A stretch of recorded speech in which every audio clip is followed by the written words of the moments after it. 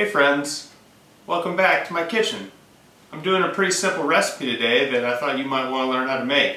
Not sure if you've noticed, but it's officially fall time, weather's getting a little bit colder, and it's nice to have something warm to eat when it's cold outside. So what I'm making is a chicken pumpkin curry. It's really easy to make, but you have to do a little bit of work of getting the ingredients together because some of the things aren't necessarily in your standard grocery stores. I have to do a little bit of research. The first thing is this kaffir lime leaves. These are Thai leaves, and you generally have to get them from a Thai grocery store. You can go on Yelp and type in the lime leaves on Yelp, and it should give you a place where you can buy them. That's what I did here in San Francisco. I went to a few grocery stores and found out they're pretty specialized, so go online, that'll help you out. So you need to get some Thai basil. That's what it looks like. Basil is also pretty specialized. You really can't get it at Whole Foods or Safeway or Tom Thumb or Kroger. It's something specific. You need to get Thai basil. It's a little bit sweeter than regular basil and gives you the taste that you need to tie the curry together. You cannot substitute regular basil. It's going to taste pretty different and kind of out there. So it's pretty important that you get these two things. You don't necessarily have to use them to make the curry, but it's kind of something that ties everything together. So once you get all your ingredients, it's a matter of cutting up the pumpkin or butternut squash. They're interchangeable, and then just letting stuff cook. Alright, so if you've never worked with pumpkin or butternut squash before, first thing you want to do is get a nice knife. It's really helpful to have a sharp knife when you're cutting through the hard outer skin of the pumpkin. So first thing I take my knife, cut it in half. When you cut it in half, you can see there's seeds in the middle. I scoop the seeds out with a spoon because that's something you don't want to eat. So once you get the seeds out, what you want to do is take your knife and get rid of the outer layer of the pumpkin. Just a series of cuts until you got it basically skinned, and then you'll cut your pumpkin into about 1-inch cubes. Alright, so now we have everything cut, these nice bite-sized pieces of pumpkin. Got all the skin off, got all the seeds out. We're good to go with the pumpkin.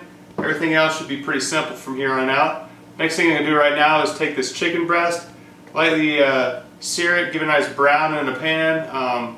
The rest of it, I'm not going to cook it all the way through. I'm going to let it cook when it's in the curry and the coconut milk. It's going to cook at the same time as the pumpkin is, but to bring out some flavors, I'm going to put it in a pan with a little bit of olive oil, cook it for about 5 minutes on each side to give it a nice brown. Something you should note is, if you're trying to get a good brown, don't use a non-stick pan. That doesn't allow for the reactions to happen. So if you have a stainless steel pan, that's the best thing to use for the brown. Alright, so you can see I let it brown just a little bit. The chicken is definitely not cooked through yet. It's still really soft and it's uncooked on the inside. But giving this quick sear in the pan, let some flavors come out that'll make the taste of the curry more complex. And I think you'll really like what this olive oil does when you cook it on the chicken. Alright, so I got about a tablespoon of olive oil heated up right now. I'm going to mix that with my 2 tablespoons of curry paste and just let it cook for a little bit to release some of the curry paste flavors. I have a nice whisk right here, just going to mix it around. Don't let this cook too long, you'll be burning your paste. Just kind of let it have a quick reaction,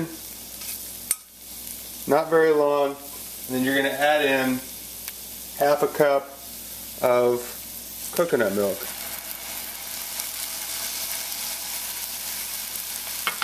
You can turn the heat down just a little bit. But right now what I'm going to try to do is just get all of the curry paste mixed in. Alright, so as you can see, I have all of the lumps of curry paste taken out, and there's no more white streaks from the coconut milk. I turned the heat down because you don't want this to burn. If you let it sit too long while it's cooking, it'll stick to the bottom of the pot and it'll burn. So now all you're going to do is add in the pumpkin, and so what you're going to do now is just stir this all together and make sure you get all of the pumpkin coated. And then you're going to add in the rest of your coconut milk and add in about a cup of water. And you're going to let this cook for about 15 or 20 minutes.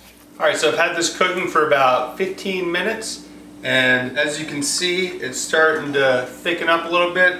Depending on how thick you want your curry to be, you might want to let it sit on a little bit longer so it can reduce down and let some of that water cook off. And when you want to test to see if it's done, you can just get in with a fork, and you can see how the pumpkin just easily breaks apart. So that means the pumpkin's finally cooked all the way through. Alright, so we got everything cooked, got the chicken shredded up, and it's mixed in. And now all we're going to do is add in those ingredients I was telling you about before. First we're going to throw in the kaffir lime leaves. Again, you have to get those at a Thai grocery store.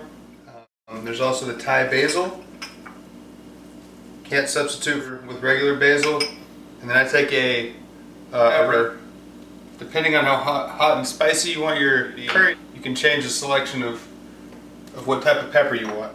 I'm not going to have a high heat anymore. I just want to let it stay warm and let the leaves and peppers merge and get together with all the flavors in here. Let it sit for about 10 or 15 minutes. Then I'm going to serve it over some nice jasmine rice. Alright, so as you can see, that was super simple to make, and as you're about to find out, it's really delicious. As you can see, it looks really nice. I had some nice jasmine rice, just steamed it, and I put my curry over it. The reason I use the jasmine rice is you get a longer grain. It's less sticky than white rice. It's not processed and rolled, so you get a different final product. You can use any type of rice you want, but jasmine rice is my preferred choice on this. So I'm going to try it real quick. You guys go ahead and take a bite, but it was great. Pumpkin's cooked perfectly, chicken has a nice addition. You can really taste the sweetness of the Thai basil. It's kind of infused into everything. Anyway, I hope this was helpful for you guys, and I'll see you guys next time. Thanks for coming by.